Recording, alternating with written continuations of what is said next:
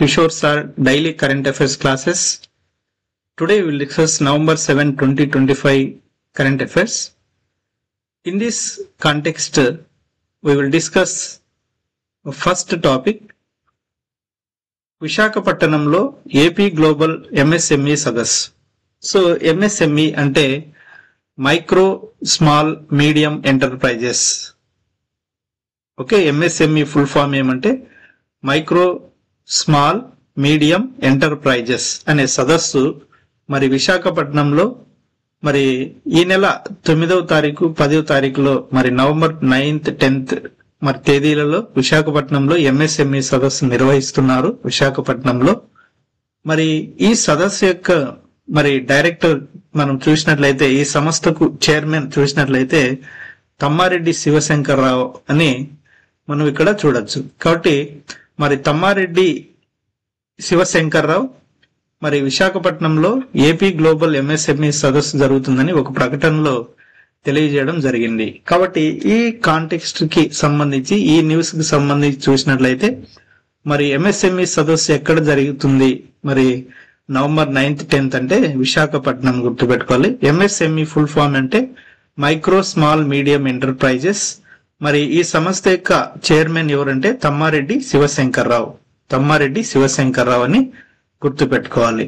కాబట్టి ఈ టాపిక్ లో మరి 3 బిట్స్ మనకి ఎగ్జామ్ పాయింట్ ఆఫ్ వ్యూలో అడగడానికి ఆస్కారం ఉంది. మరి నెక్స్ట్ సెకండ్ టాపిక్ చూసినట్లయితే మాండవ జానకి రామయ్య కన్నుమూత. ఓకే, మరి మాండవ జానకి రామయ్య కన్నుమూత ఇతను మరి విజయ డైరీ మాజీ చైర్మన్ గా పనిచేయడం జరిగింది. విజయ డైరీ మరి ఇది మిల్క్ డైరీ. ఈ డైరీకి మరి చైర్మన్ గా మరి మాండవ జానకి రామయ్య పనిచేశాడు. కాబట్టి విజయ డైరీ మాజీ చైర్మన్ మాండవ జానకి రామయ్య కన్నుమూశారు. కృష్ణా జిల్లా గన్నవరం శివారులోని ఋషివాటకలో నివసిస్తున్నందుకు ఓకే, ఇంత అవసరం లే మనకి. మరి ఇటీవల మరణించిన మాండవ జానకి రామయ్య మరి ఏ డైరీకి మరి మాజీ చైర్మన్ గా పనిచేశాడు అని ఎగ్జామ్ పాయింట్ ఆఫ్ వ్యూలో అడగచ్చు. కాబట్టి విజయ డైరీ అని గుర్తుపెట్టుకోండి, విజయ డైరీ. ఓకే, సరిపోతుంది అంతే. ఓకే, ఈ టాపిక్ కి మరి జానకి రామయ్య, విజయ డైరీ ఇవి 2 టర్మ్స్ గుర్తుపెట్టుకుంటే సరిపోతుంది. నెక్స్ట్ థర్డ్ టాపిక్ మనం చూస్తే మరి థర్డ్ టాపిక్ వచ్చి మిస్ యూనివర్స్ పోటీల్లో వాగ్వివాదం, వాకౌట్ చేసిన అందాల భామలు. ఓకే, ఈ న్యూస్ మనకి అంత ఇంపార్టెంట్ కాదు. వాళ్ళు వాకౌట్ చేసింది ఇంపార్టెంట్ కాదు, వాగ్వివాదం ఇంపార్టెంట్ కాదు. మరి మిస్ యూనివర్స్ పోటీలు మరి 2025లో మిస్ యూనివర్స్ పోటీలు ఎక్కడ జరిగినాయని క్వశ్చన్ అడగచ్చు. అప్పుడు థాయిలాండ్ అని గుర్తుపెట్టుకోవాలి. థాయిలాండ్ మనకి ఎగ్జామ్ పాయింట్ ఆఫ్ వ్యూలో 74వ మిస్ యూనివర్స్ పోటీలు ఎక్కడ జరిగినాయి అంటే థాయిలాండ్ అని గుర్తుపెట్టుకోండి. వెరీ వెరీ ఇంపార్టెంట్, మనకి ఎగ్జామ్ లో ఎక్కువ అడగడానికి అవకాశం ఉంది. కాబట్టి 2025 సంవత్సరంలో 74వ మిస్ యూనివర్స్ పోటీలు ఎక్కడ జరిగినాయి అంటే మనము గుర్తుపెట్టుకోవాల్సిన దేశం ఏదంటే థాయిలాండ్. సరిపోతుంది. ఈ న్యూస్ మరికి ఈ బిట్ ఈ విధంగా అడగడానికి అవకాశం ఉంది. మరి నెక్స్ట్ టాపిక్ చరిత్ర సృష్టించిన శీతల్ సాధారణ ఆర్చర్లతో కలిసి ఆసియా కప్పునకు ఎంపిక. ఓకే, మరి మనం చూసినట్లయితే 2 చేతులు లేకపోయినా ఆర్చరీలో అద్భుత నైపుణ్యం సంపాదించి పారా క్రీడల్లో ప్రపంచ స్థాయికి ఎదిగి శీతల్ దేవి పారా ఆర్చరీ కాంపౌండ్ విభాగంలో ప్రపంచ ఛాంపియన్ గా నిలవడమే కాక అనేక పతకాలు సాధించిన శీతల్ ఇప్పుడు మరో ఘనతను అందుకుంది. మరి వైకల్యం లేని సాధారణ ఆర్చర్లతో కలిసి ఆసియా కప్పులో పోటీ పడేందుకు అర్హత సాధించింది. మరి త్వరలో జెడ్డా వేదికగా జరిగే ఆసియా కప్ స్టేజ్ 3 పోటీల్లో భారత జట్టులో ఆమె చోటు సంపాదించింది. జాతీయ సెలక్షన్ ట్రయల్స్ మహిళా విభాగంలో ఓవరాల్ గా 3వ స్థానంతో మరి శీతల్ ఆసియా కప్పును ఎంపికైంది. మరి సాధారణ ఆర్చర్లతో కూడిన భారత జట్లో ఇలా పారా ప్లేయర్ చోటు సంపాదించుకోవడము ఇదే తొలిసారి. ఇక్కడ శీతల్ దేవి అనే ఈ వ్యక్తికి సంబంధించి మనం ఇక్కడ చూసినట్లయితే మరి ఎగ్జామ్ పాయింట్ ఆఫ్ వ్యూలో మనకి ఏ విధంగా అడగడానికి ఇక్కడ అవకాశం ఉందంటే, ఏమే మరి శీతల్ దేవి ఏ క్రీడకు సంబంధించింది అని అడుగుతాడు ఎగ్జామ్ లో. మరి శీతల్ దేవి ఏ క్రీడకు సంబంధించిందంటే ఆర్చరీ అని మనం గుర్తుపెట్టుకోవాలి, ఆర్చరీ. అలాగే ఇక్కడ శీతల్ దేవి యొక్క ఇంపార్టెన్స్ మనం చూసినట్లయితే, ఈమె ఒక పారా ఒలింపిక్ క్రీడాకారి. ఓకే, ఈమె ఒక పారా క్రీడాకారి. అంటే మరి చేతులు కాళ్ళు లేకుండా ఉండేవాళ్ళు, ఓకే, ఫిజికల్ హ్యాండిక్యాప్డ్స్ వారు మరి వివిధ క్రీడల్లో పాల్గొనే వ్యక్తులను మనం పారా క్రీడాకారులు అని అంటాము. మరి అలాంటి వ్యక్తి మరి కాళ్ళు చేతులు అన్ని సరిగ్గా ఉండే వాళ్ళతో పోటీ పడి మరి ఆసియా కప్పునకు మరి జనరల్ కేటగిరీలో ఈమె సెలెక్ట్ అయింది. జనరల్ కేటగిరీలో అంటే పిహెచ్ కేటగిరీలో కాదు, జనరల్ కేటగిరీలో ఎలాగైతే కాళ్ళు చేతులు అన్ని సరిగ్గా ఉంటాయో వాళ్ళతో పాటు ఈమె కాళ్ళు చేతులు మరి సరిగ్గా లేకున్నా కూడా మరి వాళ్ళతో పాటు మరి ఆర్చరీ పోటీలకు ఆసియా సెలక్షన్ టీంలో ఈమె 3వ స్థానాన్ని సాధించింది. కాబట్టి ఈమె చరిత్ర సృష్టించిందని న్యూస్ రావడం జరిగింది. కాబట్టి శీతల్ దేవి ఏ క్రీడకు సంబంధించిన వ్యక్తి అంటే ఆర్చరీ అని గుర్తుపెట్టుకోండి. ఇది వెరీ వెరీ ఇంపార్టెంట్ బిట్, సరిపోతుంది. నెక్స్ట్ వన్, మరి 2026 2020 ప్రపంచ కప్. మరి 2026 సంవత్సరంలో 2020 ప్రపంచ కప్ ఎక్కడ జరుగుతుందంటే ఇండియాలో జరుగుతుంది. మరి 2020 ప్రపంచ కప్ ఫైనల్ మ్యాచ్ ఎక్కడ జరుగుతుందంటే మరి గుజరాత్ లోని అహ్మదాబాద్ లో జరుగుతుంది. కాబట్టి వచ్చే ఏడాది 2020 ప్రపంచ కప్ నకు అహ్మదాబాద్, ఢిల్లీ, చెన్నై, కోల్కతా, ముంబై వేదికలకు బీసీసీ ఖరారు చేసింది. ఓకే, మరి ఇంకొన్ని ఎంపిక చేయాల్సి ఉంది. ఫైనల్ మ్యాచ్ మాత్రం గుజరాత్ లోని అహ్మదాబాద్ లో జరుగుతుందని మరి బీసీసీఐ ప్రకటించడం జరిగింది.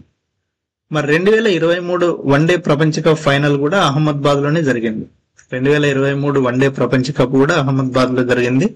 అలాగే 2026 ఫిబ్రవరి మార్చిలో జరిగే ప్రపంచ కప్ నకు భారత్ తో పాటు శ్రీలంక ఆతిథ్యం ఇవ్వండి. అంటే శ్రీలంక ఇక్కడ వారికి ఎందుకు ఆతిథ్యం ఇస్తుందంటే మరి కొన్ని ఇండియా పాకిస్తాన్ మ్యాచ్లు అలాంటివి ఉన్నట్లయితే కంపల్సరిగా మరి అలాంటి మ్యాచ్లు శ్రీలంకలో జరుగుతాయని షెడ్యూల్ ని ఖరారు చేయడం జరిగింది. కాబట్టి ఇక్కడ మనం గుర్తుపెట్టుకోవాల్సిన విషయం అంటే 2020 ప్రపంచ కప్ ఏ దేశంలో జరుగుతుందంటే ఇండియా, ఫైనల్ మ్యాచ్ మరి అహ్మదాబాద్ అని గుర్తుపెట్టుకోండి, అంతే. Okay, next topic. మరి ఏ నేరం కింద అరెస్ట్ చేసినా కారణం తెలపాల్సిందే.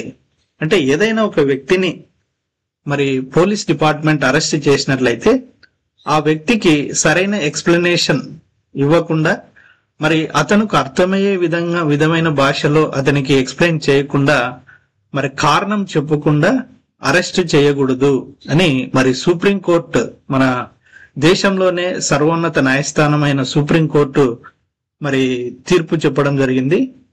ఓకే, మరి ప్రస్తుత సుప్రీంకోర్టు ప్రధాన న్యాయమూర్తి ఎవరు అంటే జస్టిస్ బిఆర్ గవాయ్ అని చెప్పాలి.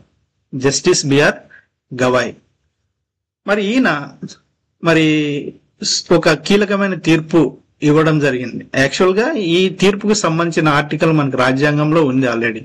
కాకపోతే ఇక్కడ మరి ఇంకొకసారి మరి ప్రధాన న్యాయమూర్తి జస్టిస్ బిఆర్ గవాయ్ అలాగే జస్టిస్ అగస్టిన్ వీళ్ళిద్దరూ కలిసి ఆ ఆర్టికల్ ని ఇంకొకసారి మరి గుర్తు చేయడం జరిగింది. కాబట్టి ఒక వ్యక్తిని అరెస్ట్ చేసినట్లయితే అరెస్ట్ చేసిన వ్యక్తికి మరి ఏ కారణంతో అరెస్ట్ చేసినారు అని అతనికి అర్థమయ్యే విధంగా ఎక్స్ప్లెనేషన్ ఇవ్వవలసిన బాధ్యత ఉంది. అలా ఎక్స్ప్లెనేషన్ ఇవ్వకుండా అరెస్ట్ చేయకూడదు అని సుప్రీంకోర్టు మరి జడ్జిమెంట్ ఇవ్వడం జరిగింది. అయితే ఈ కాంటెక్స్ట్ మరి ఈ న్యూస్ కి సంబంధించి మన భారత రాజ్యాంగంలో మరి కొన్ని ఆర్టికల్స్ ఉన్నాయి. మరి ఆర్టికల్స్ ఏమంటే ఇక్కడ చూసినట్లయితే మన భారత రాజ్యాంగంలో ఆర్టికల్ 21, 22, 23, 24. ఓకే, ఇవి ఆర్టికల్ చూసినట్లయితే మరి ఆర్టికల్ 21 ఏం చెప్తుందంటే జీవించే హక్కు గురించి చెప్తుంది. జీవించే హక్కు మరియు వ్యక్తిగత స్వేచ్ఛను రక్షిస్తుంది. ఓకే, జీవించే హక్కు గురించి తెలిపే ఆర్టికల్ ఏదంటే 21. అలాగే మరి ఆర్టికల్ 21 క్లాజ్ ఏ, ఆర్టికల్ 21 క్లాజ్ ఏ, మరి ఇది ఈ ఆర్టికల్ 21 క్లాజ్ ఏను 2002లో మరి యాడ్ చేయడం జరిగింది, జోడించడం జరిగింది. మరి 21A అనే ఆర్టికల్ ఏమిటి గురించి తెలియజేస్తుందంటే ప్రాథమిక విద్యా హక్కును తెలియజేస్తుంది. అంటే ప్రతి పౌరుడు మరి ప్రాథమిక విద్యను అభ్యసించే హక్కు ఉంటుంది అని తెలిపే ఆర్టికల్ ఏదంటే 21A క్లాజ్ ఏ. 21A క్లాజ్ 21A అనే ఆర్టికల్ తెలుపుతుంది. అలాగే ఆర్టికల్ 22 మరి ఏం తెలియజేస్తుందంటే ఆర్టికల్ 22 న్యాయ సలహాదారు హక్కుతో సహా కొన్ని సందర్భాలలో అరెస్టు మరియు నిర్బంధానికి వ్యతిరేకంగా రక్షణ కల్పిస్తుంది. ఇక్కడ ఇదే ఆర్టికల్ గురించి మనం డిస్కస్ చేసుకుంటాం. ఇక్కడ పేపర్ న్యూస్ లో కూడా ఉంది. రాజ్యాంగ అధికరణం 22 క్లాజ్ 1 మరి విస్పష్టంగా చెబుతుందన్నారు.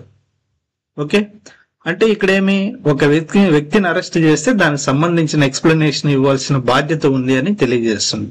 కాబట్టి ఆర్టికల్ 22 మరి ఏం తెలియజేస్తుందంటే న్యాయ సలహాదారు హక్కుతో సహా కొన్ని సందర్భాల్లో అరెస్టు మరియు నిర్బంధానికి వ్యతిరేకంగా రక్షణ కల్పిస్తుంది. మరి ఆర్టికల్ 23 ఏం చెప్తుందంటే మానవ అక్రమ రవాణా మరియు బలవంతపు శ్రమను నిషేధిస్తుంది. ఆర్టికల్ 23 ఏం తెలియజేస్తుందంటే రాజ్యాంగంలో మానవ అక్రమ రవాణాను అలాగే బలవంతపు శ్రమను నిషేధిస్తుంది ఆర్టికల్ 23. అలాగే మరి ఆర్టికల్ 24 ఏం చెప్తుందంటే 14 ఏళ్లలోపు పిల్లలను కర్మాగారాలు, గనులు లేదా ప్రమాదకరమైన వృత్తులలో నియమించడాన్ని నిషేధిస్తుంది. ఆర్టికల్ 24 ఏం చెప్తుందంటే 14 ఏళ్లలోపు ఉన్న పిల్లలను మరి ప్రమాదకరమైన వృత్తులలో గాని కర్మాగారాలలో గాని నియమించకూడదు అని ఆర్టికల్ 24 తెలియజేస్తుంది. కాబట్టి మరి ఆర్టికల్ 21, 22, 23, 24 అనే ఈ 4 ఆర్టికల్స్ మనకి ఎగ్జామ్ పాయింట్ ఆఫ్ వ్యూలో వెరీ వెరీ వెరీ ఇంపార్టెంట్. ఈ ఆర్టికల్స్ ను ఎగ్జామ్ లో చాలా సార్లు అడగడం జరిగింది. ఆర్టికల్ 21 ఏం చెప్తుంది, మరి జీవించే హక్కు. ఆర్టికల్ 22 ఏం తెలియజేస్తుంది, మరి అక్రమ అరెస్టు. ఆర్టికల్ 23 ఏం తెలియజేస్తుంది, అక్రమ రవాణా, బలవంతపు శ్రమ. ఆర్టికల్ 24 ఏం తెలియజేస్తుంది, 14 ఏళ్లలో పిల్లలను కర్మాగారాలు, గనులు, ప్రమాదకర వృత్తులు నిషేధించడం. మరి ఆర్టికల్ 21A ఏం తెలియజేస్తుంది, ప్రాథమిక విద్యా హక్కును అందించడం తెలియజేస్తుంది. ఈ విధంగా 21, 22, 23, 24 అనే ఆర్టికల్స్ మనకి ఎగ్జామ్ పాయింట్ ఆఫ్ వ్యూలో very very very important articles గా చెప్పచ్చు. Okay, we will go next topic. Justice Balakrishnan commission పదవీ కాలం మరో 6 నెలలు పొడిగింపు. ఓకే, ఇక్కడ జస్టిస్ బాలకృష్ణన్ కమిషన్ మనం చూసినట్లయితే జస్టిస్ బాలకృష్ణన్ ఈయన అత్యంత ప్రముఖ వ్యక్తి, భారత మాజీ ప్రధాన న్యాయమూర్తి. మరి జస్టిస్ కేజీ బాలకృష్ణన్ అంటే కేజీ అంటే ఫుల్ ఫామ్ ఏమంటే కొనకుప్ప కట్టిల్ గోపినాథన్ బాలకృష్ణన్. ఇతను ఫుల్ నేమ్ మనం చూసినట్లయితే ఫుల్ నేమ్ కొనకుప్ప కట్టిల్ గోపినాథన్ బాలకృష్ణన్.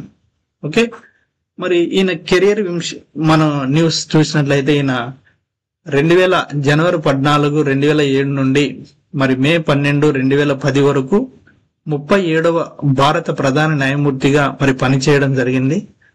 మరి దీనికి ముందు ఆయన గుజరాత్ హైకోర్టుకు మరి ప్రధాన న్యాయమూర్తిగాను అలాగే మద్రాస్ హైకోర్టుకు ప్రధాన న్యాయమూర్తిగాను కూడా పనిచేయడం జరిగింది. ఇంకా మనం జస్టిస్ కేజీ బాలకృష్ణన్ మనం ఇంకా చూసినట్లయితే మరి సుప్రీంకోర్టు చరిత్రలోనే మొట్టమొదటి దళిత వ్యక్తి సుప్రీంకోర్టు ప్రధాన న్యాయమూర్తి పదవిని అలంకరించినది ఎవరు అంటే జస్టిస్ కేజీ బాలకృష్ణన్. అంటే ఒక దళితుడు మరి సుప్రీంకోర్టు ప్రధాన న్యాయమూర్తిగా మరి నియామకం అయిన వ్యక్తి ఎవరంటే జస్టిస్ కేజీ బాలకృష్ణన్. ఈయన ఫస్ట్ ఒక దళితుడు సుప్రీంకోర్టు ప్రధాన న్యాయమూర్తి అయినది మరి ఇతనే ఫస్ట్. మరి సెకండ్ ఇప్పుడు ప్రస్తుతం ఉన్న బిఆర్ గవాయ్ కూడా దళిత వ్యక్తి. ఆయన కూడా ఇప్పుడు రెండవ దళిత వ్యక్తి మరి సుప్రీంకోర్టుకు ప్రధాన న్యాయమూర్తిగా మరి వర్క్ చేయడం జరుగుతుంది. ఇది మరి దీనికి సంబంధించి. మరి ఇక్కడ చూసినట్లయితే జస్టిస్ బాలకృష్ణన్ పదవీ కాలం మరో 6 నెలలు పొడిగింపు అని న్యూస్ రావడం జరిగింది. అంటే మరి ఇతనికి ఒక కమిషన్ లో మరి చైర్మన్ గా ఉన్నాడు. కమిషన్ ఏమంటే మరి ఏ న్యూస్ కు సంబంధించి మరి కమిషన్ కి ఏర్పాటు చేయడం జరిగిందంటే మతం మారిన దళితులకు ఎస్సీ హోదాలో కల్పించే అంశంపై అధ్యయనం చేయడానికి సుప్రీంకోర్టు మాజీ ప్రధాన న్యాయమూర్తి జస్టిస్ కేజీ బాలకృష్ణన్ నేతృత్వంలో ఏర్పాటైన కమిషన్ పదవీ కాలాన్ని కేంద్ర ప్రభుత్వం మరో 6 నెలలు పొడిగించింది. అంటే ఎవరైతే మతం మారతారో మరి అలా మతం మారిన దళితులకు ఎస్సీ హోదా ఇవ్వాలా వద్దా అనే అంశంపై మరి కేంద్ర ప్రభుత్వము మరి జస్టిస్ కేజీ బాలకృష్ణన్ మరి నియామకం చేపట్టడం జరిగింది. మరి అతని పదవీ కాలం అయిపోయినా మరో 6 నెలలు పొడిగించింది. మరి ఈ మేరకు కేంద్ర సామాజిక న్యాయ సాధికారిక శాఖ గురువారం నోటిఫికేషన్ జారీ చేసింది. మరి నిర్ణయించిన గడువు ప్రకారం కమిషన్ యాక్చువల్ గా పదవీ కాలం అంటే ఈ కమిషన్ యొక్క పదవీ కాలం 2024 అక్టోబర్ 10 నాటికి అయిపోయింది. మరి కేంద్ర ప్రభుత్వం నివేదిక సమర్పించాలని నిర్దేశిత పూర్తి కాలని ఉద్దేశంతో మరి 2010 అక్టోబర్ 10 తేదీ వరకు ప్రభుత్వం పొడిగించింది. మరి ఇంకా కంప్లీట్ గా లేదు. మరి ఫైనల్ డ్రాఫ్ట్ మరి ఇంకా ఫైనల్ నివేదిక ఇంకా బ్యాలెన్స్ ఉందనే ఉద్దేశంతో మరి అక్టోబర్ 10 కూడా అయిపోయింది. మరి ఇప్పుడు నివేదికకు తుది రూపాన్ని ఇవ్వడానికి మరికొంత సమయం కావాలని కమిషన్ విజ్ఞప్తితో పదవీ కాలాన్ని వచ్చే ఏడాది ఏప్రిల్ 10 వరకు కేంద్రం తాజాగా పొడిగించింది. అంటే 2026 ఏప్రిల్ 10 వరకు ఈ కమిషన్ ను పొడిగించడం జరిగింది. కాబట్టి ఎగ్జామ్ లో very very very important topic ఇది. మనకి ఎగ్జామ్ పాయింట్ ఆఫ్ వ్యూలో ఏ విధంగా అడుగుతాడంటే మరి మతం మారిన దళితులకు ఎస్సీ హోదా కల్పించే అంశంపై అధ్యయనం చేయడానికి కేంద్ర ప్రభుత్వం నియమించిన కమిషన్ ఏది అని ఎగ్జామ్ లో అడుగుతాడు. సో అప్పుడు మనం గుర్తు పెట్టుకోవాల్సిన కమిషన్ ఏమంటే justice Balakrishnan commission. Justice Balakrishnan commission లేదా రివర్స్ లో జస్టిస్ బాలకృష్ణన్ కమిషన్ మరి ఏ అంశంపై అధ్యయనం చేయడానికి మరి కేంద్ర ప్రభుత్వం నియమించింది అంటే మతం మారిన దళితులకు ఎస్సీ హోదా కల్పించే అంశంపై అని గుర్తుపెట్టుకోవాలి. ఓకే, ఇది ఈ టాపిక్ సంబంధించి. అలాగే మన ఇక్కడ చూసినట్లయితే మరి సుప్రీంకోర్టుకు మొట్టమొదటి దళిత ప్రధాన న్యాయమూర్తి ఎవరంటే జస్టిస్ కేజీ బాలకృష్ణన్ అని కూడా గుర్తుపెట్టుకోవాలి. ఓకే, మరి ఇది టాపిక్ ఎగ్జామ్ పాయింట్ ఆఫ్ వ్యూలో. నెక్స్ట్ వన్, ఎన్జి రంగా జయంత్సవాలకు నేడు సీఎం హాజరు. మరి ఎన్జి రంగా అంటేనే మనకు రైతు బాంధవుడు అని గుర్తుపెట్టుకోవాలి. మనకు ఆటోమేటిక్ గా గుర్తుంటుంది రైతు బాంధవుడు. మరి స్వాతంత్ర సమర యోధుడు ఆచార్య ఎన్జి రంగా 125వ జయంతి ఉత్సవాలకు ముఖ్య అతిథిగా మన రాష్ట్ర సీఎం చంద్రబాబు నాయుడు హాజరు కానున్నారు. ఓకే, మరి ఎన్జి రంగా అంటే మరి ఎన్జి ఫుల్ ఫామ్ ఏమంటే గోగినేని రంగనాయకులు. గోగినేని ఎన్జి అంటే గోగినేని రంగనాయకులు. మరి సింపుల్ గా మన షార్ట్ కట్లు ఏమని పిలుస్తామంటే ఎన్జి రంగా అని రీడ్ చేయడం జరుగుతుంది. మరి ఇక్కడ ఈయన ఎప్పుడు జన్మించాడంటే నవంబర్ 7, 1900 సంవత్సరంలో జన్మించాడు. అలాగే జూన్ 9, 1995లో మరణించడం జరిగింది. భారత స్వాతంత్ర సమరయోధుడు, జాతీయవాది, పార్లమెంటు సభ్యుడు, రైతు నాయకుడు. రైతు విధానాలను మద్దతునిచ్చిన ఈయనను భారత రైతాంగ ఉద్యమ పితగా భావిస్తారు. మరి ఇతను భారత రైతాంగ ఉద్యమ పిత ఎవరు అని ఈ క్రింది వారిలో ఎవరు అంటే మనం గుర్తుపెట్టుకోవాలి ఎన్జి రంగా. అలాగే 1991లో భారత ప్రభుత్వం నుండి పద్మ విభూషణ్ పురస్కారం కూడా మరి తీసుకోవడం జరిగింది. అలాగే 1930 నుంచి 1991 వరకు సుదీర్ఘ కాలం, అంటే మరి చాలా ఎక్కువ సంవత్సరాలు భారత పార్లమెంట్ సభ్యునిగా పనిచేశారు. అంటే 1930 నుంచి 1991 వరకు మరి భారత పార్లమెంట్ సభ్యునిగా కూడా మరి ఎన్జి రంగా పనిచేయడం జరిగింది. కాబట్టి ఎన్జి రంగా మరి జయోత్సవాలు జరుగుతున్నాయి కాబట్టి మరి ఆయనకు సంబంధించిన ఇన్ఫర్మేషన్ మనకి ఎగ్జామ్ పాయింట్ ఆఫ్ వ్యూలో అడగడానికి అవకాశం ఉంటుంది. నెక్స్ట్ టాపిక్, దాతృత్వంలో నెంబర్ 1 శివన్ ఆర్డర్. అంటే దాతృత్వం మరి 2025 సంవత్సరంలో 2708 కోట్ల దానం చేసినాడు ఈయన. మరి ఈ రిపోర్ట్ ఎవరు ఇచ్చినారంటే మరి ఎడిల్గివ్ హ్యూరాన్ జాబితా వాళ్ళు ఇవ్వడం జరిగింది. మరి ఈయన ఎవరు అంటే HCL టెక్నాలజీస్ హెచ్సిఎల్ టెక్నాలజీస్ వ్యవస్థాపకుడు శివన్ ఆర్డర్ తన దాన గుణాన్ని మరోసారి నిరూపించుకున్నారు. 2025 దాతృత్వ కార్యక్రమాలకు అత్యధిక మొత్తం అందించిన వారి జాబితాలో శివన్ ఆర్డర్ కుటుంబం అగ్రస్థానంలో నిలిచింది. కాబట్టి ఈయన విద్యకు గాని మరి పేదలకు సహాయం చేయడంలో గాని మరి ఎక్కువ దానం చేసిన వ్యక్తి, దాతృత్వంలో నెంబర్ 1 మన ఇండియాలో ఎవరని చెప్పొచ్చు అంటే శివ్ నాడర్ అని చెప్పొచ్చు.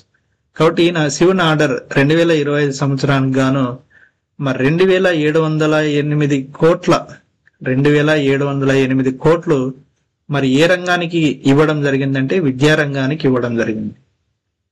అలాగే ముఖేష్ అంబానీ మరి 626 కోట్లు విద్యకు, బజాజ్ కుటుంబం 446 కోట్ల విద్యకు. సో ఈ విధంగా మరి ఇవ్వడం జరిగింది. మన భారతదేశంలో మరి దాతృత్వంలో నెంబర్ 1 ఎవరంటే శివన్ ఆర్డర్. ఓకే, ఈ విధంగా కూడా మనకి ఎగ్జామ్ పాయింట్ ఆఫ్ వ్యూలో అడగడానికి అవకాశం ఉంటుంది. ఈ రిపోర్ట్ మరి ఎవరు ఈ జాబితాను రిపోర్ట్ తయారు చేశారు అంటే మరి ఎడిల్గివ్ హ్యూరాన్ జాబితా అని గుర్తుపెట్టుకోవాలి. నెక్స్ట్ టాపిక్, ఓకే, ఇది మరి నవంబర్ 7, 2025 సంబంధించిన కరెంట్ అఫైర్స్. ఓకే, మరి ఈ కరెంట్ అఫైర్స్ ను మీరు మీ యొక్క నోట్బుక్ లో ఈ పాయింట్స్ నీట్ గా రాసుకోండి, షార్ట్ కట్ మీకు అర్థమయ్యే విధంగా. మరి ఎగ్జామ్ లో ఈజీగా మీకు గుర్తుంటుంది. కాబట్టి మరి రెగ్యులర్ గా ఛానల్ చూస్తుండండి. మీ ఎగ్జామ్ పాయింట్ ఆఫ్ వ్యూకి సంబంధించిన టాపిక్స్ మేము ఇక్కడ కరెంట్ అఫైర్స్ రూపంలో మీకు అందించడం జరుగుతుంది. కాబట్టి మరి thank you very much. Thank you.